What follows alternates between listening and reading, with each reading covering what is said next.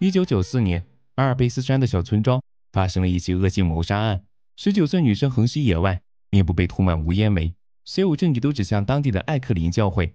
然而，当警方赶去抓捕，教会领袖加勒不慌不忙地走出房子，突然口吐鲜血，跪倒在地。房子里还有多达12具尸体，从掉落在地的杯子来看，每个人都服用了毒药，而加勒则是现场的唯一生还者。30多年来，加勒拒绝开口，房子里发生了什么至今成谜。一名记者迫切想知道，安宁的小村庄为何会发生如此可怕的悲剧。他收集了案件相关的所有线索，却在调查进行到尾声时，在车库遭到神秘人袭击，对电话那头的女儿艾达留下最后一句话：千万别找我。艾达追踪了父亲的手机定位，来到阿尔卑斯山的村庄，从酒店里父亲遗落的文件夹中找到一张扎霍的照片。他用谷歌查了扎霍的名字，通过社交账号得知，扎霍曾是巴黎的眼科医生，却因为销售违禁品沦落为酒保，直到现在成为雪橇管理员，和妻子的关系也泡汤了。而村庄里的这家雪橇店是用来帮助前科人员恢复工作。扎霍现在的处境就是暂缓监禁。艾达说了这么多，扎霍仍无动于衷，无奈他只好另想办法，却没注意到不远处有双眼睛正死死盯着他。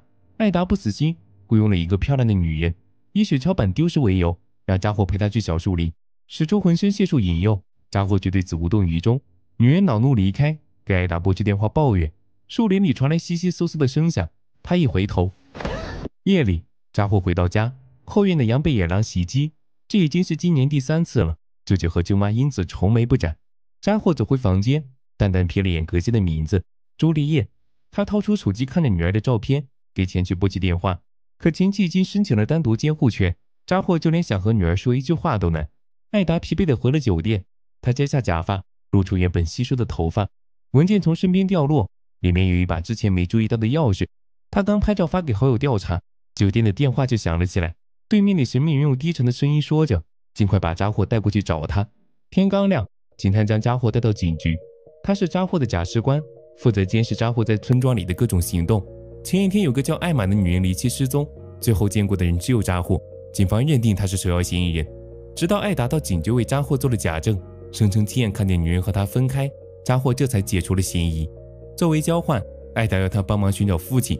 昨晚打来电话的神秘人正是被关了30年的艾克林领袖加勒。艾达追踪了他的位置，在村子里的精神病院。扎霍不可置信，认定艾达精神出了问题，极力抗拒，却挨了一记电击枪。好不容易醒来，汽车已经行驶大半路程。艾达担心扎霍还会反抗，将他双手捆绑在车内，威胁说如果扎霍不配合，就去警局撤销证词，重新让他成为案件嫌疑人。警探不相信扎霍的不在场证明，尽管丈夫百般劝阻，他仍要亲自寻找失踪女孩的线索。山里有一个被雪掩埋了入口的矿洞，而不远处有2个身着黄色防护衣的人。警探想追上去询问，山体突然剧烈震动，再回头，那2个人已经不见了踪影。艾达如愿带扎霍进了精神病院，加勒被关在2楼的特殊房间，只有护士长的门卡有访问权限。他告诉艾达无法完成记者的请求，治好艾达的病。他这才知道父亲已经见过加勒，可加勒对记者的事闭口不谈，而是转身对扎霍说，吞噬了朱丽叶的火焰仍在燃烧，而扎霍是天选之人的儿子，如果想活下去，就要用真正的光明对抗黑暗，否则火焰会带走他以及所有他爱的人。这场对话加重扎霍的心理创伤。他记得幼时的那场大火，整个走廊都被烟雾笼罩，而母亲已经上升在火光之中，那是他一辈子不敢忘也不能忘的画面。与此同时，某位游客正在冰面上滑冰，突然觉得目光所及之处有些异样，仔细一看，底下竟然有一具尸体。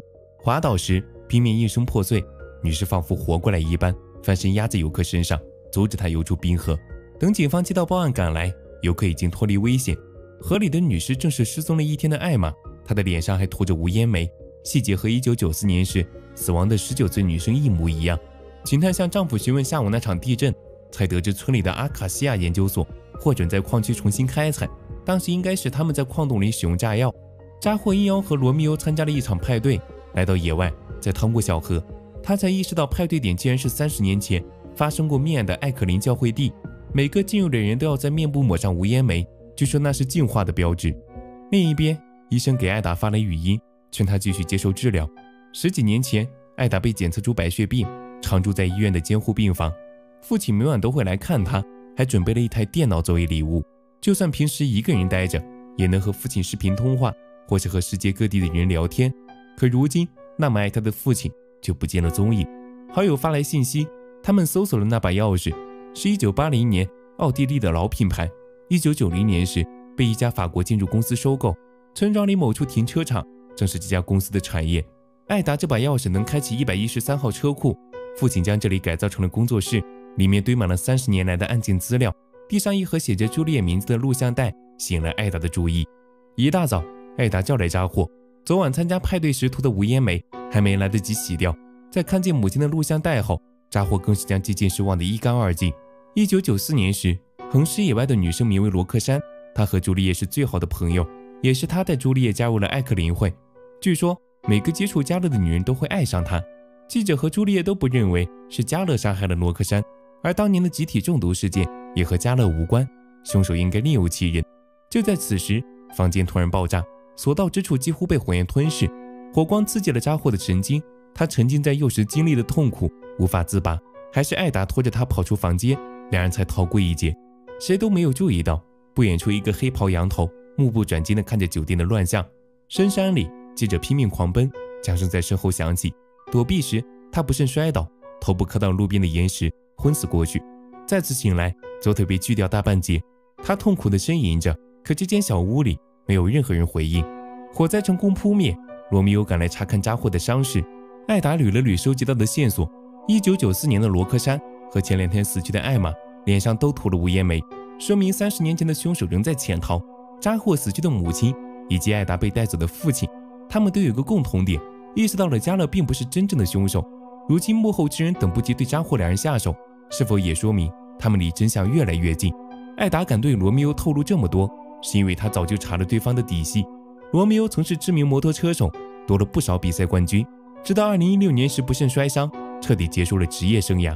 他们一家都生活在村庄里，而警探就是罗密欧的亲姐姐。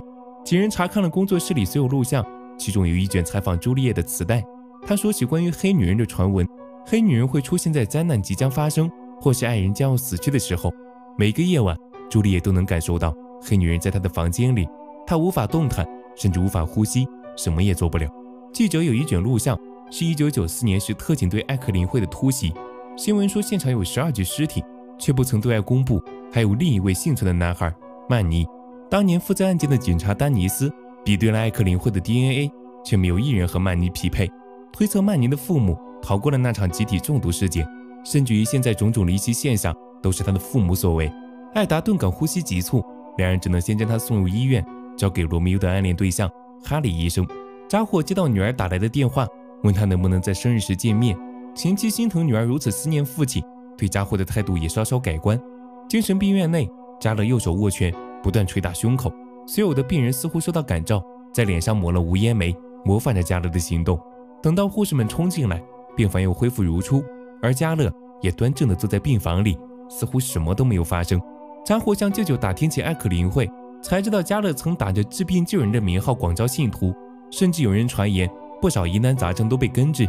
村庄里的人大多都去过教会，而朱丽叶第一次去就被加勒迷住，一发不可收拾。刚抵达家门前，舅妈一脸惊恐地拦住车，说有人在朱丽叶的房间翻找什么。等扎霍追上去，只见到一个黑袍羊头人，瞬间隐于黑暗，没了踪影。警探家里来了位不速之客，婆婆借着探望孩子的名义到访，指责警探只关心案件，根本不在乎丈夫，还提到半年前警探流产的事。婆媳关系向来是千古难题，更何况中间还有个和稀泥的丈夫。警探一下就陷入了沉重的回忆，她望着仓库里的婴儿用品出神。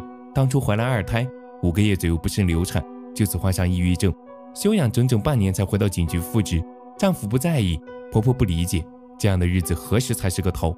艾玛的尸检有了结果，颅骨有严重外伤，手腕有绳子捆绑的痕迹，身上遍布抓痕，似乎是在树林里跑过，推测是从袭击者手里逃跑又被抓住，扔进了湖里。她的脖梗处植入了一块生物识别芯片，芯片取出来后，艾玛手机里所有数据竟在瞬间被抹除，而上面的标志来自阿卡西亚研究所。研究所坐落在村庄后山，不少村民认为科学家的实验以及对矿区的过度开采会影响村庄生态环境，在沿途设了不少关卡抗议。研究所负责人很神秘，从不轻易露面，他有政府的支持，即便警探申请了调查令，前台也可以拒绝他进去搜查，不过研究所还是提供了线索，艾玛参与过一场临床实验。与此同时，警员报告，艾玛的尸体上发现了扎霍的 DNA。调查曼尼的事有了结果，艾达将照片发给扎霍，由他和罗密欧一起找当年负责案件的丹尼斯调查。刚抵达目的地，两人就听见一记枪响，护工倒在地上，而丹尼斯躲在阁楼里，嘴里还在不断咒骂着什么。警探赶到现场后，丹尼斯总算冷静下来，说是几分钟前正在家里看电视，窗外突然多了个羊头人，护士出门查看却被袭击，丹尼斯不得不举枪自保。扎霍拿出照片，丹尼斯突然变得异常激动，坚称就是这个人袭击了他。三人立马赶到医院，询问艾达照片来源。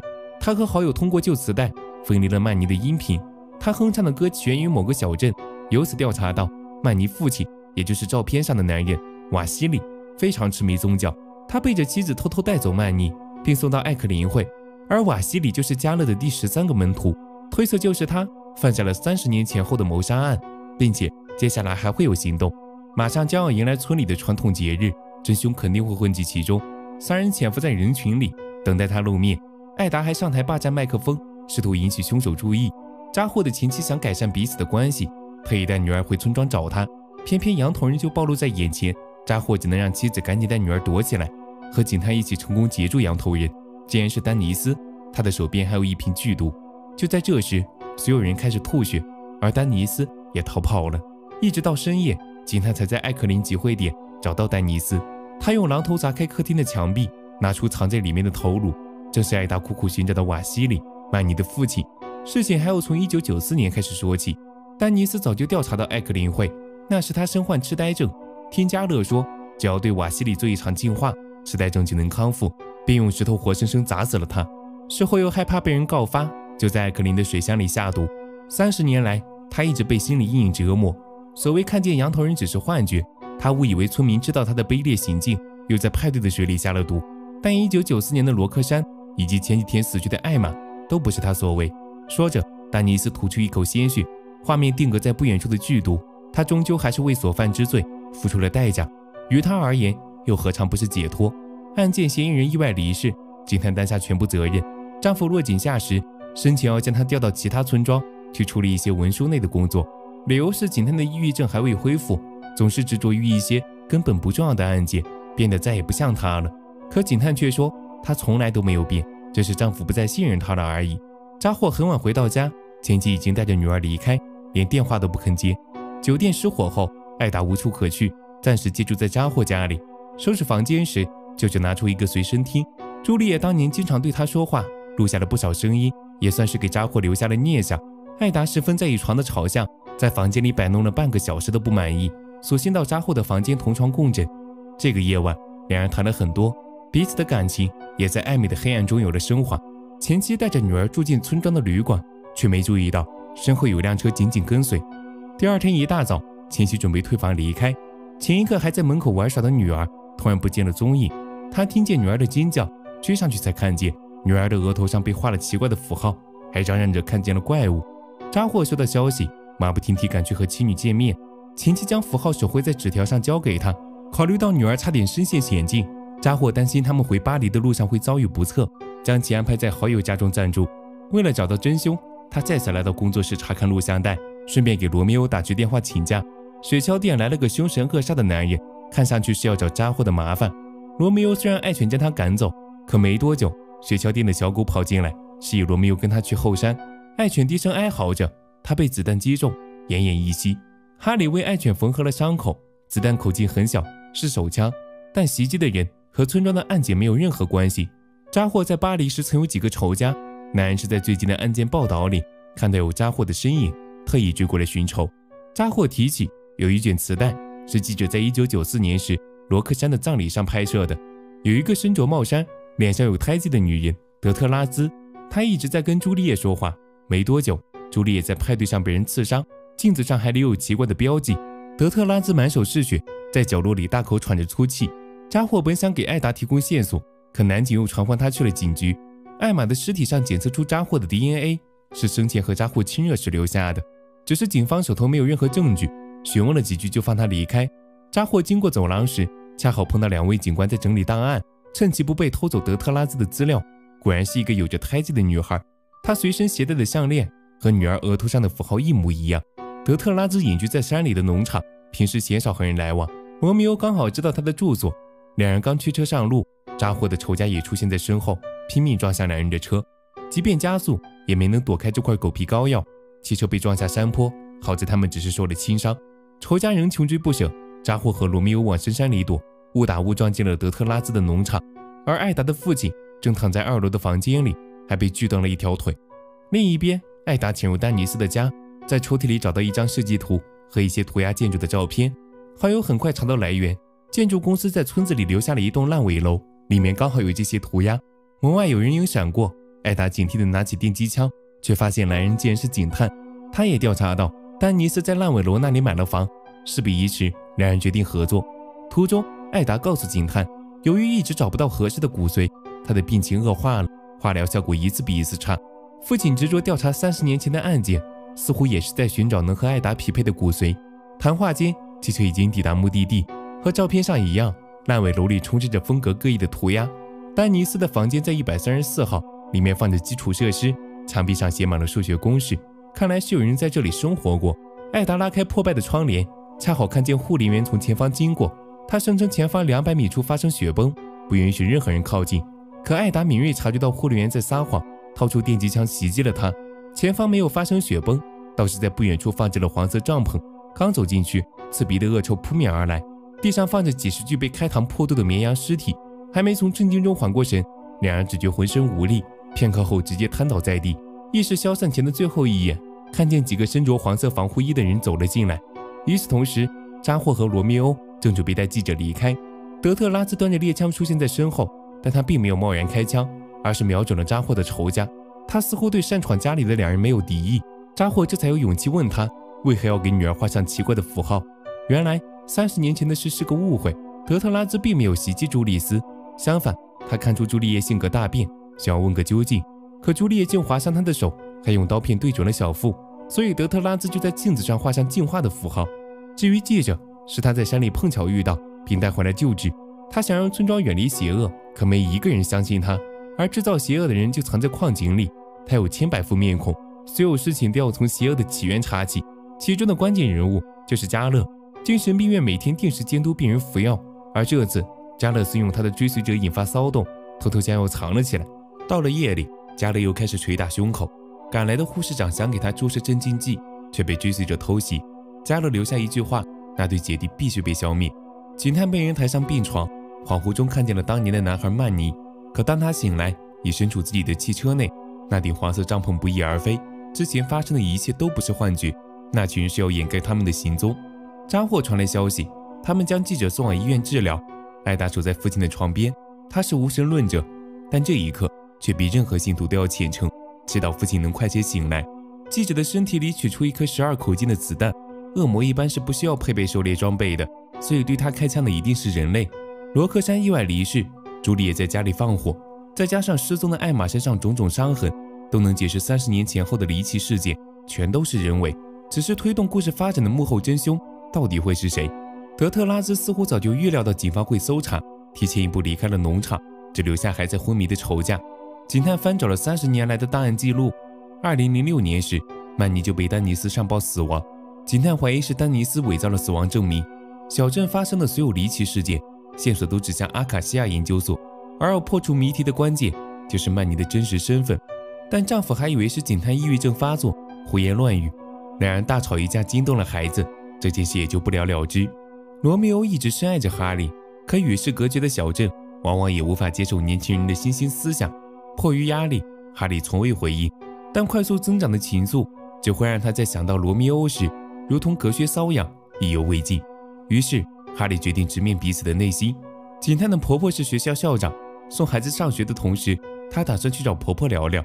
无意间翻找到一堆资料，得知阿卡西亚研究所一直在用村民的孩子实验，而哈里医生其实也是研究所的一员。村民们很快得知这个消息，要带走哈里动用私刑。等警探赶到时，他和罗密欧已经挨了一顿毒打。哈里是阿卡西亚的研究员，自然也清楚那里在进行什么实验。16世纪开始，村庄里的无烟煤就因纯度极高闻名于世。阿卡西亚在矿区开采时，又发现这里有另一种宝藏——莱维亚氏菌。研究所负责人巴德对他进行长达4年研究，证实菌种产生的蛋白质的抗炎特性是皮质类固醇的2000倍。研究所想通过这个发现改变现有的医疗方式。巴德很神秘，极少露面。起初他将绵羊当作研究对象，后来又通过下属联系哈利，让他送病人到研究所做临床实验，所以哈利随时都有进出的权限，能帮警探混进研究所。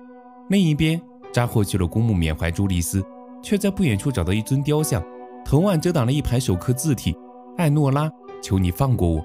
朱丽叶的遗物全都放在羊圈里，扎霍翻遍了所有资料，就是没找到一个叫艾诺拉的人。这就倒是想起多年以前，朱丽叶刚去了巴黎，一个陌生女人就来到村庄，坚持要找朱丽叶。家里的猎犬突然狂吠，扎霍顺着他吼着的地方找过去，却看见加勒正站在那里，可一晃眼人就消失不见。他给精神病院拨去电话，却一直占线。和罗密欧赶往医院途中，竟看见精神病人在路上游荡，这是加勒的支持者。难道他真的逃出来了？艾达翻找了父亲随身携带的背包，里面有一组骨髓匹配记录。生物学的好友们告诉他，基因材料送去比对的日期就是父亲刚到村庄的日子。可父亲是 O 型血，匹配记录的血型是 AB 型，应该是拿了谁的 DNA 样本，却用他的名字寄去了一个线上实验室。他在检测艾达是否和住在这里的某人基因相容，可他为什么要这么做？正百思不得其解，艾达又注意到放在一旁的录像带。学校组织孩子们参观无烟煤矿井，警探的儿子提图安看到另一个隧道有人影闪过，他好奇地走上前查看，隧道里的灯光一闪一闪，眨眼片刻，前方突然站了一个面具人。可等到奶奶听见尖叫赶来，隧道又恢复了之前的宁静。意外频发，研究所小队也察觉到异常。众人在勘测矿井时，听见一阵沉闷的喘息声。前去调查的队友一个个没了踪影，矿区深处似乎有什么可怕的东西正伺机而动。另一边，在哈利的帮助下，警探成功进了研究所和巴德见面。或许现在应该叫他的真名曼尼。曼尼自幼机敏，他从加勒那里得知村庄里的无烟煤有很大的能量，现在的研究成果能证明加勒所言非虚，但他只是给艾玛植入了芯片，监测生命体征方便研究而已，没有涉及任何谋杀案。助理惊慌失措赶来报告，勘测矿井的团队出了问题，所有人都遭到神秘生物袭击，那里面到底存在什么东西？另一边，艾达在医院杂工的帮助下找到了一台电视机，那卷录像带里仍是父亲对朱丽叶的采访。那时的朱丽叶已经怀了身孕，中途羊水破裂，诞下一个女孩，但她看上去非常抗拒，连看都不肯看一眼。最后是记者带走了那个女孩。同一时刻，扎霍和罗密欧见到了精神病院的乱象，病人集体出逃，仅凭手无寸铁的护士们根本无法制服。扎勒给艾达拨起电话通知他，加勒不见了。而艾达一抬头就看见加勒走进了父亲的病房。情急之下，艾达用推车撞碎玻璃，可等他冲进去，加勒再一次消失不见了。精神病院内，护士长回到办公室，病人脸上抹着无烟煤，一字一顿对他说着，那对姐弟不能留在世上，这是艾克林会的信仰。可护士长竟无情地举起手中的武器，望着躺在地上没有呼吸的人，他只说了一句，他才是信仰。事情仍要从1994年说起。为了避免突发火灾，记者将备用钥匙给了车库管理员。那时的记者已经带走了朱丽叶的大女儿，也就是艾达。管理员很好奇记者调查的案件，偷偷潜入工作室。那是他第一次见到加勒的模样，却不可自拔地爱上了他。1996年，管理员成为护士，顺利进精神病院实习，向加勒表明忠心，陪伴在侧接近30年。没错，他就是如今精神病院的护士长。而在他内心深处，其实还有一个更肮脏的秘密。扎霍在街上看见魂不守舍的艾达，由此得知两人真正的关系竟然是姐弟。记者的口述也证明了这一点。他调查案件30多年，了解到朱丽叶曾被加勒性侵，此行的目的就是为了找到加勒，让他和艾达做骨髓配型。可加勒以信仰不同为由，拒绝了记者的请求。与此同时，危机又要来临了。舅妈在朱丽叶的旧房间里找到被藏起来的日记本和一卷磁带，她仔细听了里面的内容，而朱丽叶说的每一个字都足以要了他的性命。等扎霍回到家，只见到房间里一片狼藉，舅妈头部受到重创，倒在地上没了呼吸。警方很快赶到现场做了笔录，而舅舅将一切的原因归咎在扎霍身上。自从他开始调查艾克林会，所有的事情都失控了。舅舅心如死灰，将扎霍赶出家门。他将艾诺拉的名字报告给警局，警方查阅整个村庄的名单，根本没有这个人。扎霍无处可去，只能找警探求助。才知道他一直在研究矿洞。艾玛失踪当天，家伙和他分开的地方距离矿洞入口不到100米，而往年所有失踪人员最后出现的地方，全都是在矿洞入口附近。再加上研究所团队也在矿洞里遭到袭击，怀疑里面是否藏了一个连环杀人犯。警探丈夫赶过来，向他们说了一个更加可怕的事：儿子提图安一直惦记着矿洞里看见的人影，半小时前带着小伙伴们进去探险。矿洞很深，沿途没有灯光，其他孩子们都不敢靠近。只有提图安抱着好奇心向深处走去，没有见到白天的人影，倒是在地上找到了一条项链，上面刻有扎霍女儿的名字。而不远处传来一阵撞击的声响，扎霍给前妻拨去电话，接通的却是一位警察，这才得知前妻遇袭身亡，女儿不知所踪，而他很有可能正身处矿洞之中。是谁把他带进去的？艾达得知自己的身份后心如死灰，站在大桥上想要轻生。加勒突然出现在身后，嘴里念叨着要艾达和他一起恢复世间的平衡。见艾达不为所动，加勒一把将他推了下去，又及时拉住，反而还唤醒了艾达的求生欲。加勒告诉艾达，幕后真凶盯上的不是他，而是扎霍。解救扎霍的唯一办法就在矿洞里。当年扎霍徒步到矿洞入口附近，本来只是想扎营休息，可听到矿洞里的神秘低语，他忍不住向深处靠近。越走越近，那股声音却变得震耳欲聋。他捂住脑袋，痛苦地蹲在地上，却误打误撞发现了无烟煤。他将这个消息公布给信徒，可谁曾想，导致了一系列悲剧的发生。扎霍为了寻找女儿，也和警探进了矿洞，里面堆着数具尸体，根据特征来看，全都是往年的失踪人员。警探的猜想没错，真凶一直都藏在矿洞里。就在这时，面具人手持武器袭击了警探，丈夫及时赶来支援吓退凶手，可警探还是身受重伤，只能暂时撤退到医院接受治疗。扎霍继续留在矿洞里寻找女儿，却被折返的面具人盯上。深夜，罗密欧赶去哈利家中，窥破了他一直掩盖的秘密。原来护士长就是罗密欧的生母，他热情邀请罗密欧共进晚餐，可言语里都是讽刺，说他只是个落魄的摩托车手，一辈子只能待在小村庄，见不得什么世面，根本配不上一直在救死扶伤的哈利。哈利在旁边默默听着，一句话也没有说。罗密欧本想就此离开，却听见房间里某处似乎有男人的低语。他顺着声音找到地窖，才发现这里播放着加勒的录像带，旁边还放着笔记本，记录着护士长为加勒做的一切。他和加勒有了爱的结晶，一儿一女，独自抚养孩子们很艰辛，可每次和他们一起看加勒的录像带，就是护士长最幸福的时刻。他将哈利视为光明之子，可以在房间里自由活动，大女儿则是黑暗之子，只能待在地窖。这还不够，护士长甚至将老大送到矿洞里生活。光明在外面救死扶伤，每救一个人，黑暗就在矿洞里夺取他人的性命。护士长美其名曰维持平衡。罗密欧刚看完笔记本的内容，哈利就端着猎枪将他击倒。处理他的事，护士长也全权交给了哈利。可哈利还是没能狠下心，他良心发现，送罗密欧去了医院，刚好碰上治疗结束的警探，将护士长多年的秘密计划全盘告知。矿洞是老大的世界，深如迷宫，护士长从来不允许哈利踏足。研究所被袭击的人，应该是靠近了密室，才会被哈利的姐姐，也就是面具人攻击。看来要找到他，还是得再去一趟研究所。扎霍从昏迷中醒来，女儿就躺在他的不远处。护士长处心积虑，就是因为妒忌加勒在每个录像带里都会提到朱丽叶的名字，并称他的孩子为唯一继承人，所以护士长要清除朱丽叶的血脉，让他的孩子变成唯一。加勒及时出现，引导面具人回头是岸，可护士长已经濒临癫狂，竟指挥面具人对加勒动手。眼看他们又将矛头对准艾达和扎霍的女儿，局势是否还能扭转？阿卡西亚研究所也不太平，村民们误以为是研究团队将女孩扔进了矿洞，躲在大门外抗议，群情激愤，甚至不惜袭警。警探只能驱车从人群中杀出一条血路，大门被撞开，村民们更是肆无忌惮地冲进研究所打砸，场面顿时陷入混乱。巴德手持炸药箱走向矿洞入口，要永远结束掉一切，包括他一直坚持的实验。但矿洞里还有好几条人命，在警探的开导下，巴德似乎想起幼时的自己。当年他被扔进艾克林会，在警察发现之前，没有任何人肯救他。如果这一次他也不肯救下矿洞里的无辜者，和那些冷血的大人又有什么区别？巴德缓缓放下遥控装置，可村民冲进来对他开了一枪，遥控落地时撞到开关，炸弹还是爆炸了。警探和村民受了重伤，他们搀扶着走出研究所。劫后余生的幸运，更让警探和丈夫懂得彼此感情的可贵。警方派人搜寻了矿洞，除了面具人和护士长外，其他人竟奇迹般存活。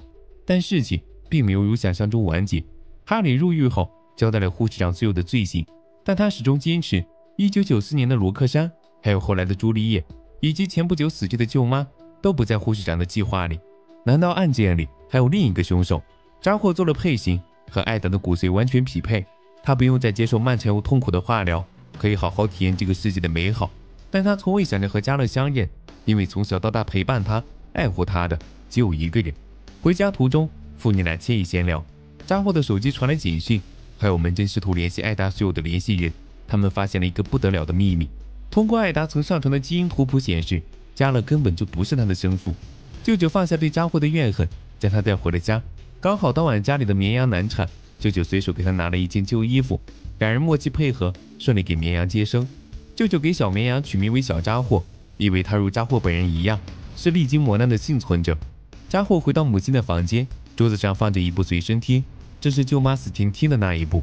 所有的真相全都藏在里面的录音里。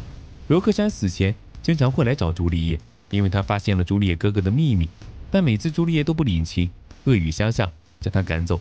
镜子里，扎霍身穿舅舅的旧衣服，上面有3个字：艾诺拉。根本就没有什么黑女人的传闻。罗克珊口中那个每天晚上都会去朱丽叶房间的人，其实是站在扎霍身旁那个看似慈眉善目的男人。罗克珊知晓了秘密，男人只能将他灭口，在他面部抹上无烟煤，是想嫁祸给艾克林会。记者发现了所有事情，遭到男人的追杀，而舅妈同时也是听见了不该听的事情，男人不得不痛下杀手。至于朱丽叶，她爱扎霍胜过一切，又怎么可能狠心放一把火，给扎霍留下一生的阴影？男人的所作所为只有一个原因，他不想坐牢。但是天道好轮回，该付出的代价一个都跑不掉。其实正与邪往往都是一念之间，一步错，步步错。在犯下第一个错误的时候，故事的走向就已经成型。人们总是喜欢将错误推给虚无的信仰，殊不知真正推着他们前进的，无非是自己的内心。人心如同太阳，不可直视，而极致的光明同时也是极致的黑暗，两种极致的元素缺一不可，就像善与恶一般，在内心里共存。